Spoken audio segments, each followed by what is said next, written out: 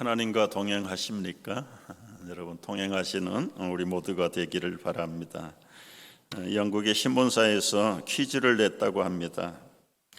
영국의 변방에서 런던까지 가장 빠르게 올 수 있는 방법을 맞춘 자에게 상금을 드립니다. 다양한 해답들이 들어왔습니다. 제트기를 타고 간다, 슈퍼카를 타야 된다, 교통 체증이 없는 기차를 타고 가면 된다, 모터사이클 타고 가면 빠르다.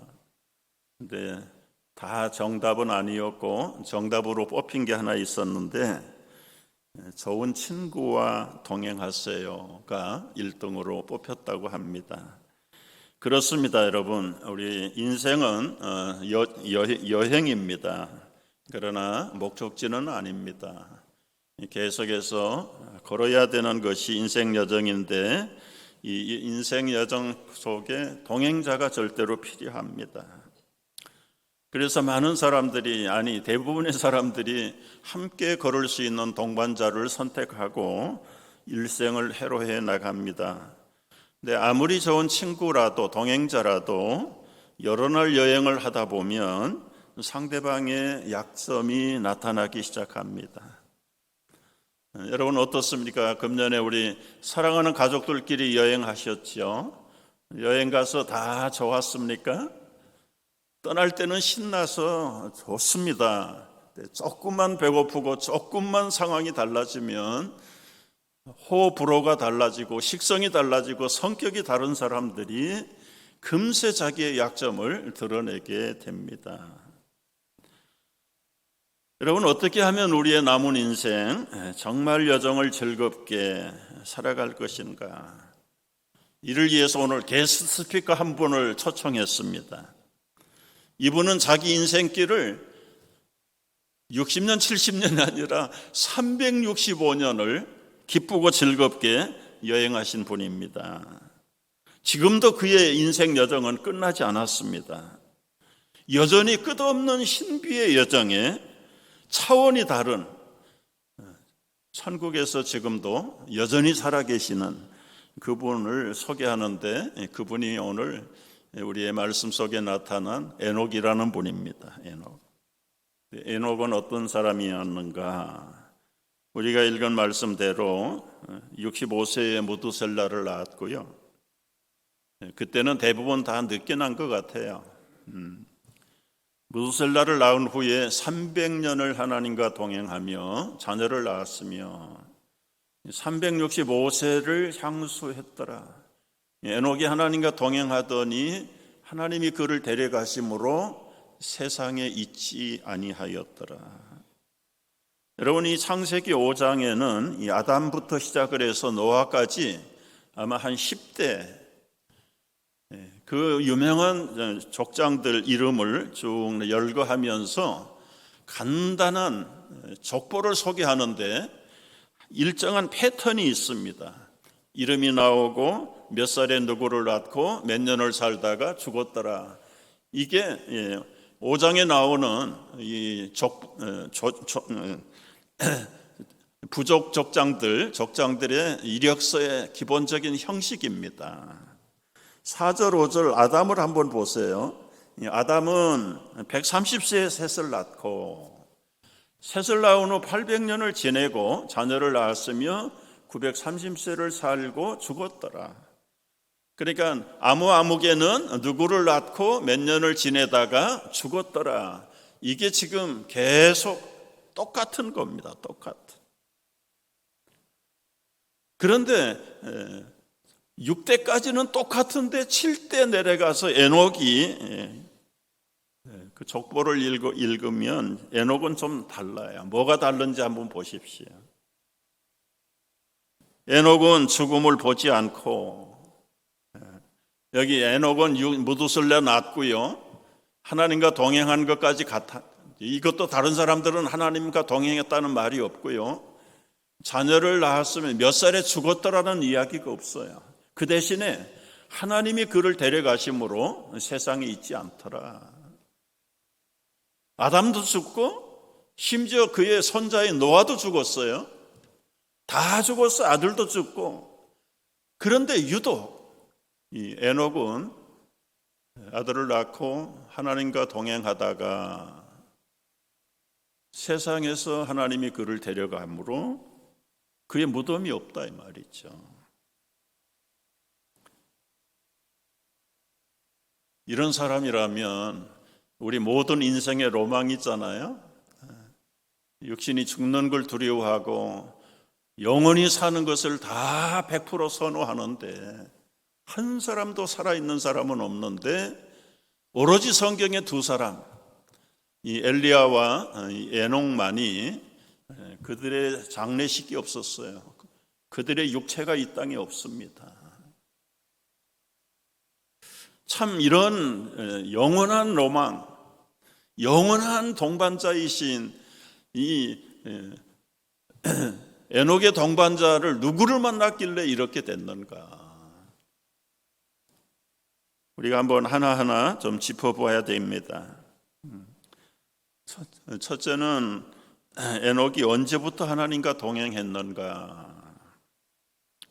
창세기 5장 21절에 본 대로 무두셀라를 무두셀라를 낳은 후에 300년을 하나님과 동행했다. 이 어순을 보면은 무두셀라를 낳기 전에는 하나님과 동행을 안 했을까? 했을까? 안 하는 쪽이 더 수긍이 갑니다. 그러면 하나님과 동행하게 된 동기는 아들을 낳고 나서, 무두셀라를 낳고 나서 하나님과 300년을 동행했다. 이제 여기에 이제 이 에녹이라고 하는 사람의 터닝 포인트가 있습니다. 이 동행을 하는 게 어떻게 하는 건지 그것도 확실하게 명확하게 기록은 되어 있지 않습니다.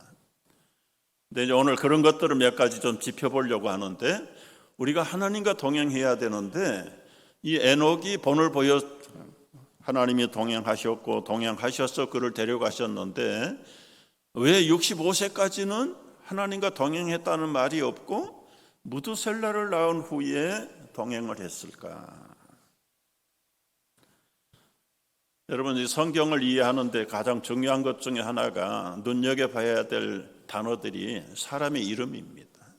그리고 지명도 굉장한 메시지를 가지고 있는, 그래서 인명이나 지명을 밝혀보면 왜 여러분의 이름을 그렇게 지었는지, 그 시대와 그 과정의 형편 속에 가장 베스트 웨이가 되기를 위해서 아마 성명 철학가든 할아버지든 아버지든 그 이름을 지었을 거예요. 우리 한국이 경제적으로 어렵고 배고프고 힘들 때요, 좀 집안에 성공한 사람 하나 나타나면 좋겠잖아요. 그래서 이제 아들들이 태어나면 큰 성공을 하라고 해서 대성이라는 이름이 많습니다. 대성. 제가 아는 우리 집안에도 대성이가 둘이나 있어요. 이름처럼 그렇게 대성은 못하고 소성 정도 하고 있더라고요. 여러분, 무두셀라라는 이름이 어떤 의미를 가졌을까? 이 무두셀라는 그냥 직역을 하면은 창을 던지는 사람, 이 무드, 이 죽음, 메트라고 하는 단어하고 이 셀라하, 죽음을 날려보낸다. 이 무두셀라. 근데 여러분, 이제 보통 우리말로는 태몽을 꾸잖아요. 근데 한국의 태몽은 주로 산모들이 꾸지요. 아빠가 꾸는 경우도 있는데 구약 성경은 여자의 존재에 대해서는 별로 인정을 안 해요. 남편이 에녹이 기도하는 가운데 일종의 하나님의 임재 계시를 받은 거예요. 그러니까 나이가 65세에 아들을 낳았다. 이거 암만 장수 시대이긴 하지만은 빠른 아이 아닙니다. 이삭도 40세에 장가들고요, 야곱도 40세에 장가들긴 했는데 만원의 시대라고 해도 65세 같으면 상당히 늦은 겁니다. 근데 그러다가 아기가 하나 생겼어요. 낳았어요. 아들을 낳았는데 얼마나 마음속에 기도를 했겠습니까? 평상시에는 그런 일이 없다가도 자식이 없어서 자식을 달라고 할 때는 집중적으로 매달려 기도하게 되어 있고요. 어떤 새로운 변화를 위해서 새로운 도전을 할 때는 사람은 본능적으로 하나님이든 신이든 기도하게 되어 있습니다. 이제 에녹이 몰라요. 자기 아내가 산길을 느꼈는지 아니면 꿈에 현몽을 하셨는지,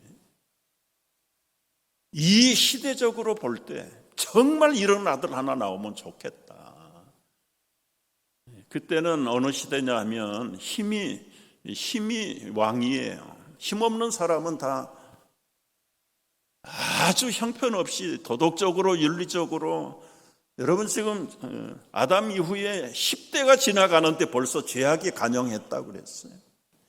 하나님이 노아 때는요, 손자 노아 때는, 에녹의 손자가 노아인데 노아 때는 사람 지음을 한탄하셨다. 얼마나 사람이 급속도로 타락을 했는지, 하나님이 당신이 사람을 만들어 놓고도 후회를 하셨다 할 정도로 세상이 어지럽고 깜깜했다. 그러니까 힘없는 사람은 다 죽임당하고 털리다고 침략당하고 정복당하고, 그런 가운데 우리 집안에 아들이 하나 태어났다. 이 아들은 그야말로 이 창자비. 근데 이제 배경을 보면은 그때는 부족과 부족끼리 치고 싸우고 해서 먹고 먹히는 시대입니다. 요즘 무슨 기업이 있는 것도 아니고 뭐 팩토리에서 공장에서 생산품이 나오는 것도 아니고 1차 산업 이전이잖아요. 원시 시대잖아요. 힘센 사람이 가서 없는 사람들 걸 뺏어다가 먹어야 되는 시대입니다. 뺏어온 거 먹고 배고프면 또 싸우러 가는 겁니다. 뺏으러 가는 겁니다. 뺏기지 않으려고 거기에서 맞서서 부족 전쟁을 치르게 되는데, 싸울 수 있는 남자는 다 데리고 나가요. 그리고 마을에는 부녀자들만 남지요. 전쟁에 못 나가는 아내들과 나이 드신 사람들, 어린아이들만 남아요.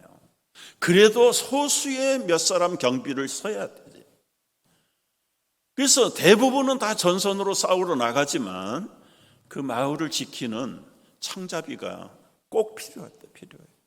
중간에서 만나서 양 팀이 싸워가지고 이제 이쪽이 이기면 이들이 살고 있는 마을로 들어가는 겁니다. 들어가서 완전히 다 약탈하는 거예요. 근데 마지막 최후의 방어자가 바로 이 무두셀라의 창자비예요. 그러니까 시대가 너무 악하니까, 약육강석 시대니까, 오늘 제 말이 그냥 상상이 아니라 이 에녹의 시대를 구약 성경에서는 말하지 않는데 신약 성경 유다서에서 이렇게 자세하게 풀어서 설명을 합니다. 유다서는 한 장밖에 없어. 1장 14절 15절에 보면은, 우리 한번 같이 읽어볼까요? 아담의 7대 손 에녹이 이렇게 예언하였습니다. 보아라, 주님께서 수만 명이나 되는 거룩한 천사들을 거느리고 오셨으니 이것은 모든 사람을 심판하시고 모든 불경건한 자들이 저지른 온갖 불경건한 행실과 또 불경건한 죄인들이 주님을 거스려 말한 모든 거친 말을 들추어내서 그들을 단죄하시려는 것이다.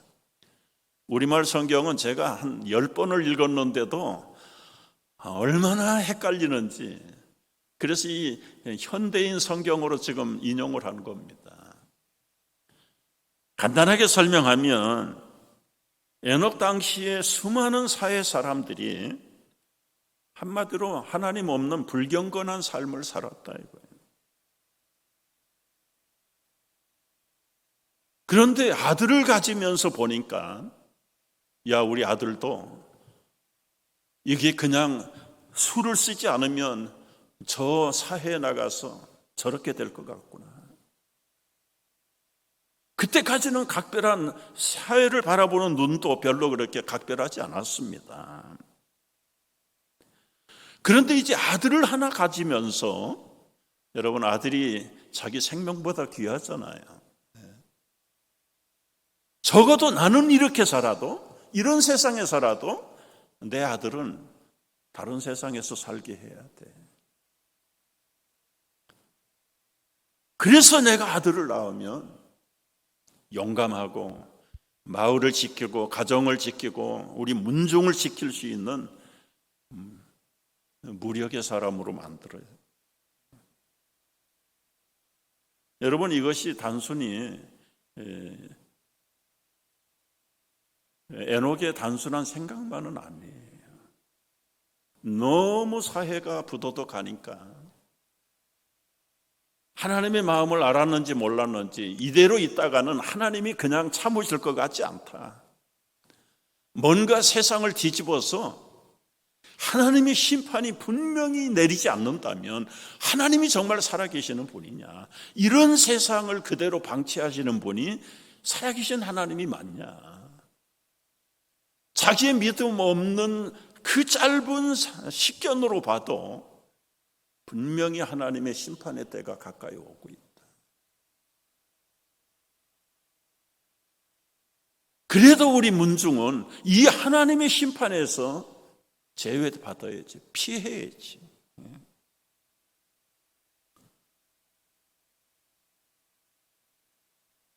여러분, 이 무두셀라가 나고요. 무두셀라가 죽은 다음에 노아가 600세 때 홍수 심판이 임합니다. 벌써 그 전조가 세상 돌아가는 걸 보면 심판하지 않을 수가 없는, 여러분, 오늘날만 극도로 타락한 게 아니라 인간은 아담의 타락한 자손들로 DNA 속에 타락의 DNA가 들어와 있어요. 특별히 하나님의 편에 서지 않으면 중간 없습니다. 중간 없어요. 완전히 타락 그룹에 들어가 있는 겁니다.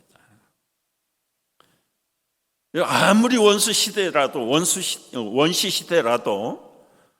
여러분, 술집이 왜 없었겠어요? 매운굴이 왜 없었겠습니까? 폭력과 강도와 무법천지가 오히려 더 쉽죠. 오히려 더 쉬워요. 현대사회는 정치라는 것도 있고 사법권이라는 것도 있는데 그 원시 시대에는 힘이 왕이에요. 그러니 하나님이 약자를 보호하시지 않으면, 심판하셔서 악인들을 처벌하지 않으시면 그 하나님은 공의의 하나님이신가요? 아니잖아요.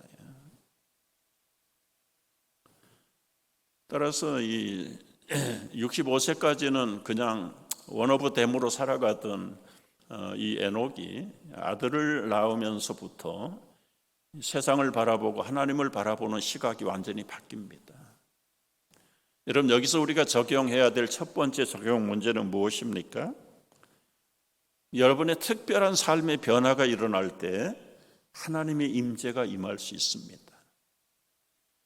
생명이 없는 가정에 생명이 태어난다든지, 또 예를 들어서 있던 생명이 사라진다든지, 이건 보통 문제가 아니잖아요. 매일 있는 문제가 아니지 않습니까?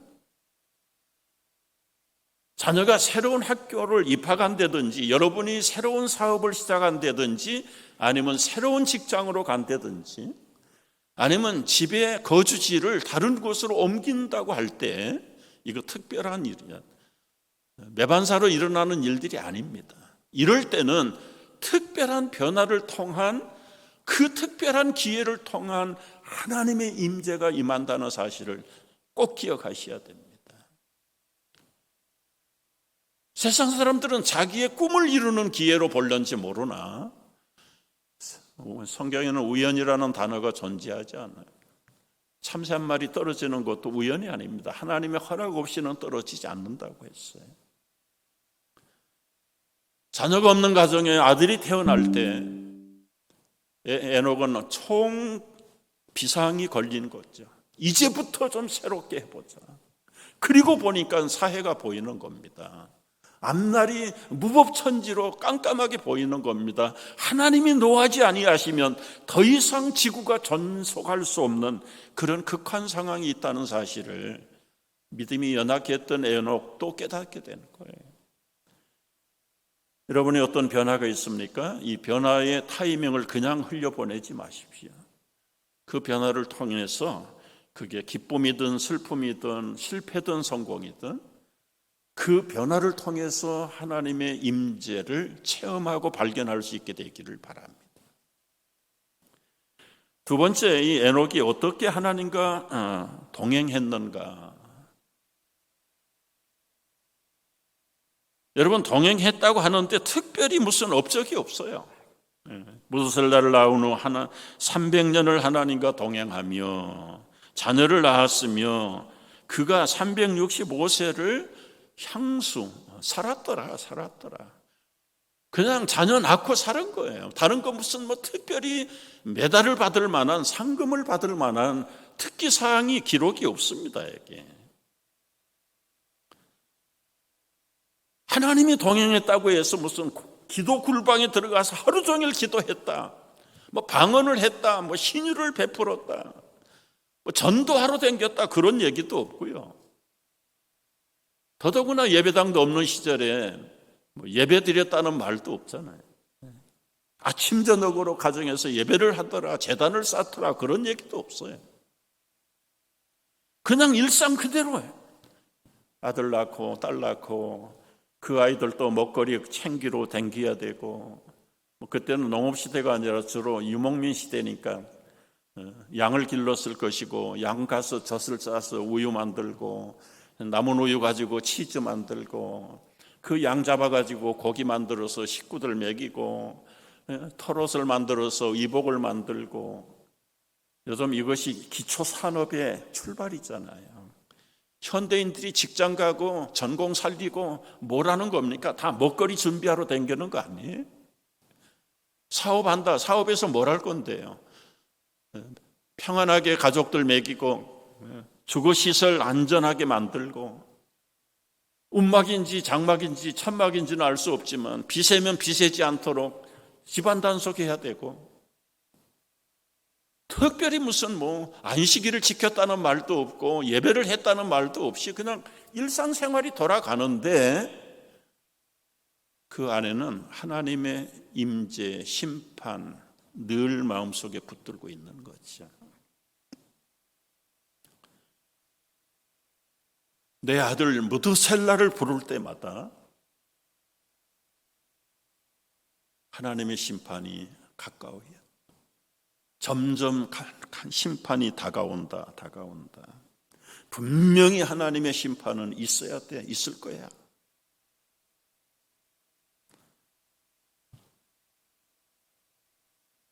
여러분, 이것이 하나님과 동행한 에녹의 삶의 패턴이에요. 우리가 신기하게 생각할 게 없어요.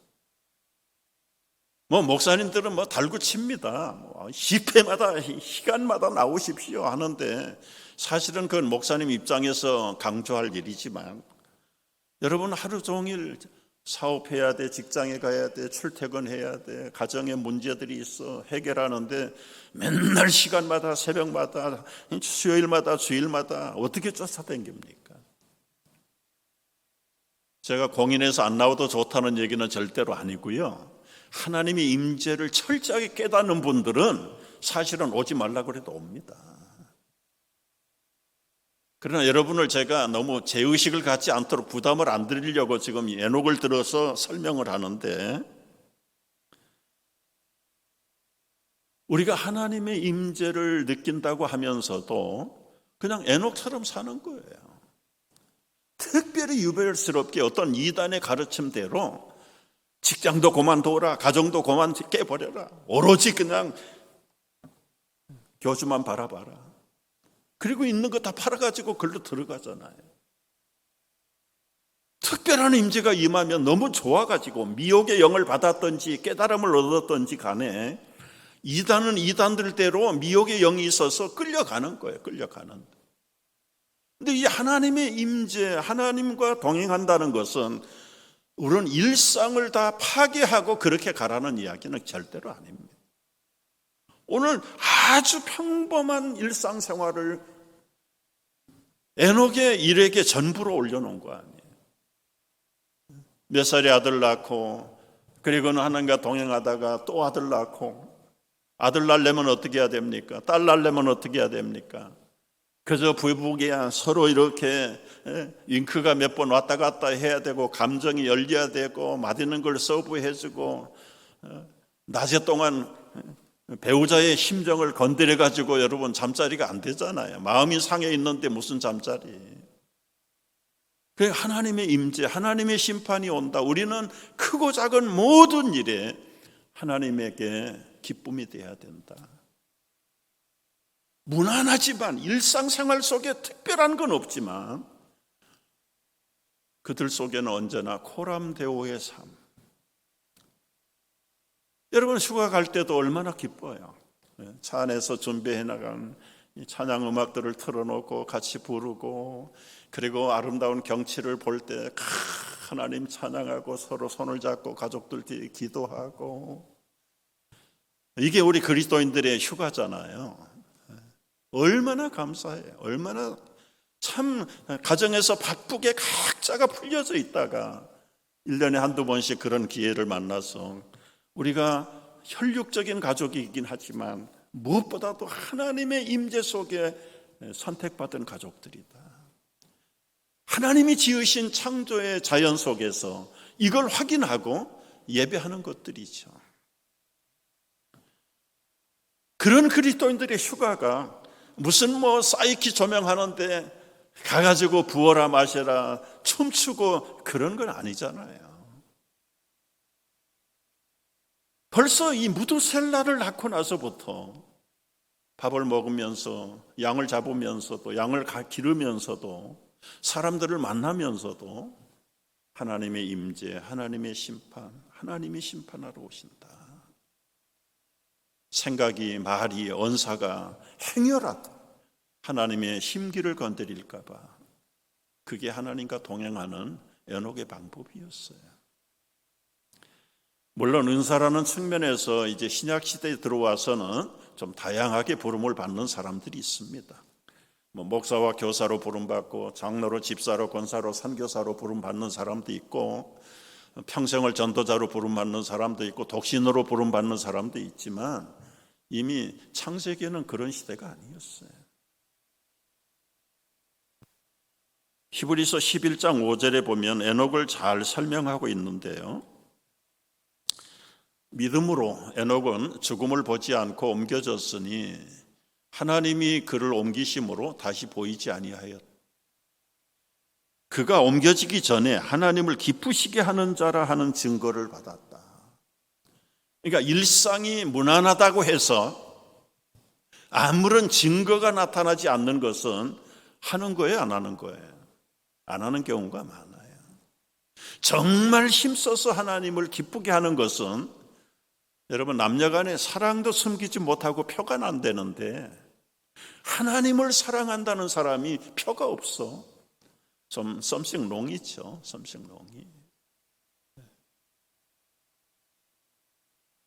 에녹이 하늘로 올라가기 전에 하나님을 기쁘시게 하는 자라는 증거를 받았다.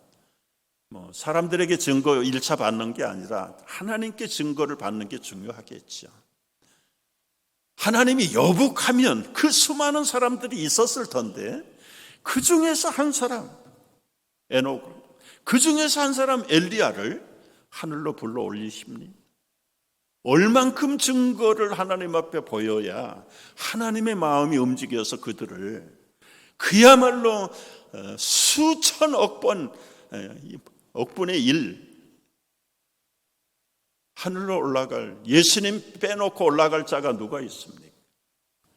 그런데 벌써 예수님 오시기 전에 두 사람이 하나님의 증거를 인정받아서 올라가.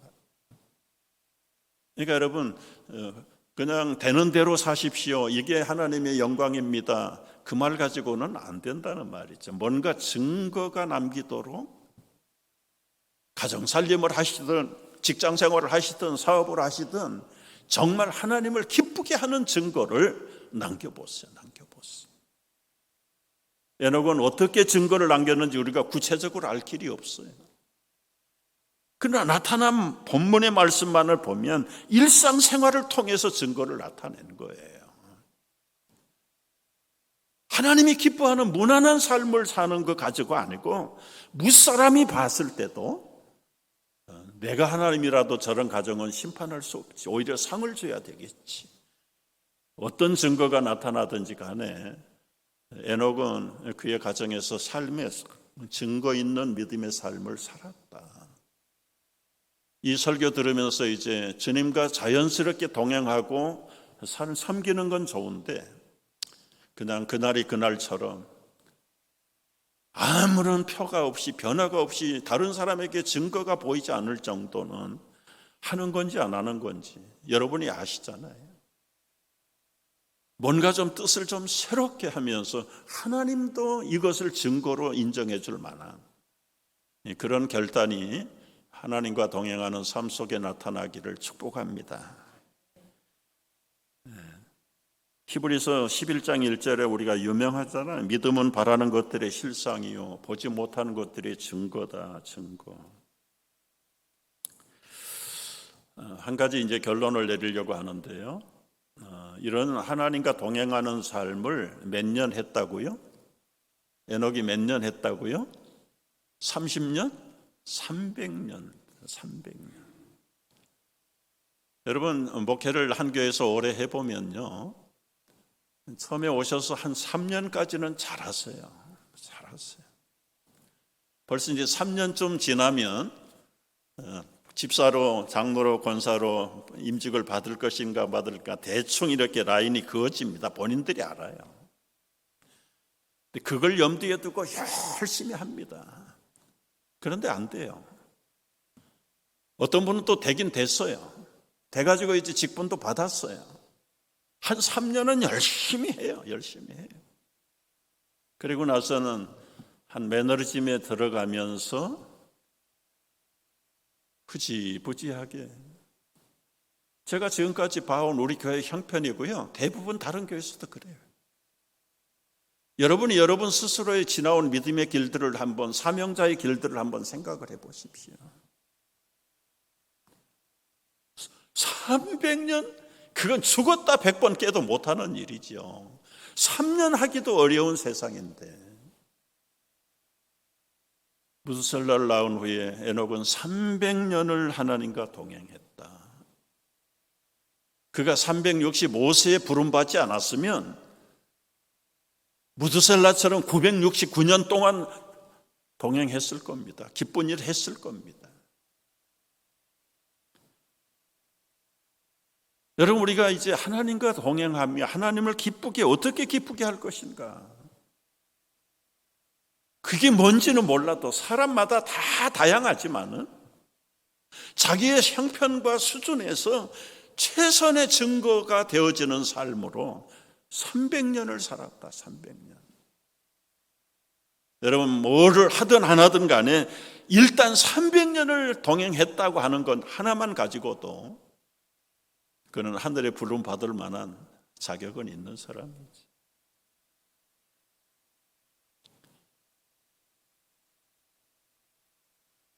우리가 믿음을 한번 다시 새롭게 하면서 남은 생에 우리 얼마 남아있는지 몰라요. 그러나 하나님이 부르시는 그날까지 내가 하나님이 기뻐하시는 증거를 한번 만들어 보자. 그리고 자그마치, 사실은 365세 죽었기 때문에 300년이지만 말씀드린 대로 600년을 살았으면 600년 동안 변하지 않을 애도 내 남은 생에 얼마 남았을까요? 은퇴하신 목사님들을 봐도 그렇더라고요. 물론 현직에서 섬길 때하고 다르겠죠. 물불을 가리지 않던 분들이 은퇴하고 이젠 좀 쉬어야 된다, 믿음까지 쉬어버리는 경우가 허다해요.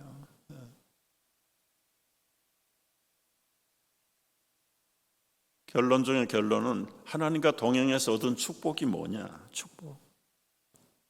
여러분, 우리 인간이 기대하는 축복하고는 영 맞지 않습니다. 에녹이 365세밖에 못 살았어요. 여기 나타나는 아담부터 시작해서요, 노아까지 몇 살 산 줄 아세요? 이분들 보면은 다 900대, 600대, 700대 사신 분.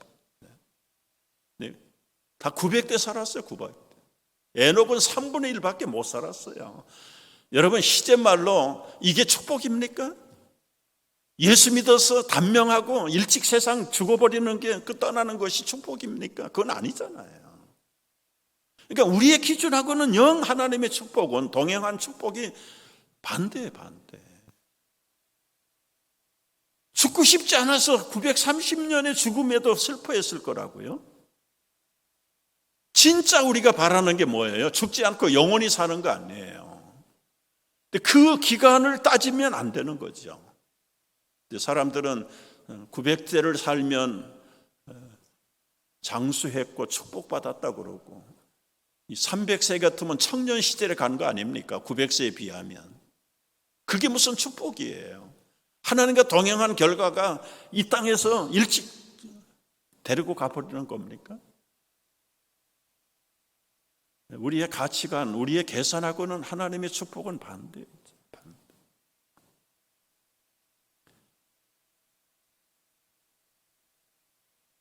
우리의 기준에다가 하나님의 동행의 축복을 맞추지 마시고요.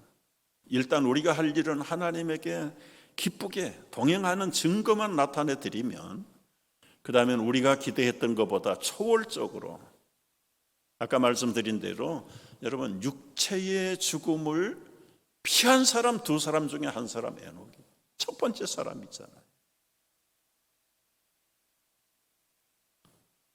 우리가 예수 믿어 구원을 받아 하나님의 자녀로 산다는 것은 영원히 사는 영생을 선물로 받은 거 아닙니까? 믿습니까? 여러분, 이 영생과 이생, 그걸 비교할 때 영생은 요만큼도 귀하게 여기지 않아요. 대충 보면요, 이 땅에서 영원히 오래 사는 것만 막 100%, 200%, 300%, 1000%를 기대하고, 마치 천국 가고 죽는 것은 저주받는 것이고 복을 못 받은 사람처럼 그렇게 단정해버리는 게 우리 그리스도인들의 생존관 아닙니까?